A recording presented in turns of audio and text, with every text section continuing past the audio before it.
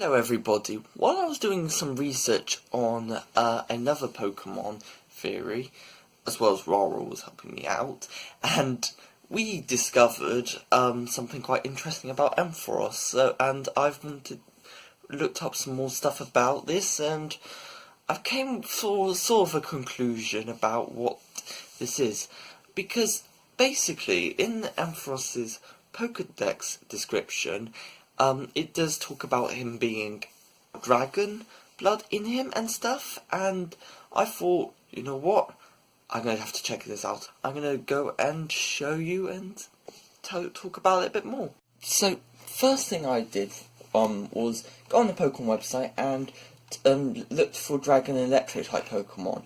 The first and only dragon and electric type Pokemon was Zekrom. And I know he can't be a relation to Ampharos because he was linked to Reshiram and Kyurem. They were all one dragon at one point, and we don't know much about this dragon Pokemon, but it's very unlikely for him to be Ampharos to be related to it. As well as the Black and White are very separated to the Pokemon other regions and stuff, so it's very unlikely for Zekrom to be linked in any way to Ampharos. So I thought, let's have a look at other Pokemon with quite a lot of hair, because we obviously have a few other Pokemon that are dragons that have quite a lot of hair, like Hydreigon and Dino, and I don't want to try and pronounce that Pokemon name, Zawalis? I don't know. Anyway, they all have quite a lot of hair, but the problem with well, the black hair at least, obviously they could just change colour over time, but there's also the problem that Hydreigon can also fly and Ampharos can't. So, and I don't know much about evolution in real world, but I would imagine that having the ability to fly would mean you would try and keep that ability. I could be wrong. Ampharos could have, though, at one point be able to fly. So, yeah, it's very possible. So, I had a thought of other Pokemon like Altaria, and that could also be another alternative. However, the fluffy hairness isn't exactly how Ampharos looks like, because if you look at him or her, yeah, the hair is a lot more like coney and can blow in the wind type of thing, so it's not perfect. Oh, that's another thing I was looking at. And Drampa could also be another Pokemon that has a possibility. He has the right hair, and I do believe he can fly. However, it doesn't look like a Pokemon that could have been able to fly long. So I would definitely consider him a possibility. However, he doesn't look very much like Ampharos, and I don't know how long Drampa's been around for, but I don't know, it's not, I don't think, very likely, just in my opinion. However, I would say it is a possibility. However, the Pokemon I'm leaning towards the most is Tyrantium, and Tyrants and stuff, and that's because, well, for a few reasons. The body shape is quite similar. Ampharos looks like a dinosaur that stands on 2 feet and stuff, and he does. And there is also the hair that looks on his back that looks quite similar to Mega Ampharos, and that is another good reason for it. And so maybe he has some relation. I decided to have a little look, and yeah, the body shape according to this is the same as Ampharos. Yeah, there is not much I can say about it. They don't know about the foot shape, however, to be fair, I'm going to say they're very different from each other. There is one problem with Tyrantium, and that is that they believe, Furorize had a feather-like coat, and Ampharos doesn't, so there is a slight problem with that. So does that mean that he's completely ruled out? Well, not particularly, because if you look at his bit here, that looks like hair, not feathers. It could possibly be feathers, and this little beard here could also be feathers, but I'm realistically thinking, no, this is actual hair. So they do, even though they theorised that his whole body was feathers at one point.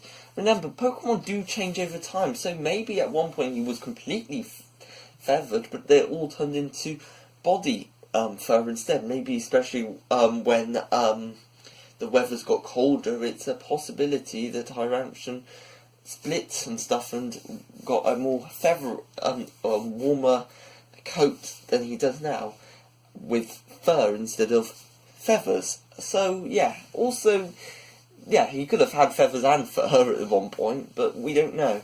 Also, I do believe that you could be thinking that, really, though he's a rock-type Pokemon, so, and a dragon, so obviously, why is he a rock-type Pokemon here, and Ampharos is electric type Pokemon, so that doesn't make sense. And yes, rock-type Pokemon and electric-type Pokemon don't seem to be the most obvious two to be, like, turned into from a rock. However, the slight other theory here is that all Pokemon that come from fossils are rock-type Pokemon, all partly rock-type Pokemon, and I've noticed that a lot, so that doesn't make much sense if you think about it logically. Like, was all Pokemon in the ancient times rock-type Pokemon? I don't think so. I think they're slightly more likely have just gained the rock-type Pokemon for being fossilised over the years. Because, remember, I was thinking of Aerodactyl. So, yes, Aerodactyl, basically, he, was a, looks like this when they revive him. However, they do believe, according to Pokédex entries, that Mega Aerodactyl used to look like this in reality, but has changed. They couldn't properly transfer his complete DNA, and so the Mega Evolution had to fill in all the gaps and stuff. So, I'm thinking that through. Does that mean that maybe a similar thing happens with the typing? Because the Pokemon was obviously fossilized, so when they probably defossilize, rocks are probably still with the fossil, because fossils are rocks. And so it makes sense if maybe some of those rocks and stuff change the Pokemon type over the time. That can happen sometimes, so, and I would imagine anyway, so yeah, this is what I kind of think that Aerodactyl probably would have looked like this, so I would imagine Tyrantron and would have had the same thing with its typing, like probably all the other rock-type Pokemon. So I believe that Tyrantron and Ampharos are the ancestor from one another, so, because of, obviously, the Dragon-type typing, and loads of other little key things. So, I don't know, what do you think? Do you think I'm going correct? Do you think I'm not correct? There are, obviously, a few little plot holes, like the ears and stuff, but I think it's quite likely, as well as the fact that, please remember that also this evolution has happened between thousands of years, so it's not like one day that one of these Tyrantrons woke up and then Ampharos and looked like an Ampharos. No, this happened through thousands of millions of years, so it's I think it is a possibility, and I don't know, what do you all think? So yeah, this is just a short theory-ish, and actually it's longer than I thought, so yeah, thank you for watching, and see you later for a new video that I was actually working on, and goodbye. I'm going into bed.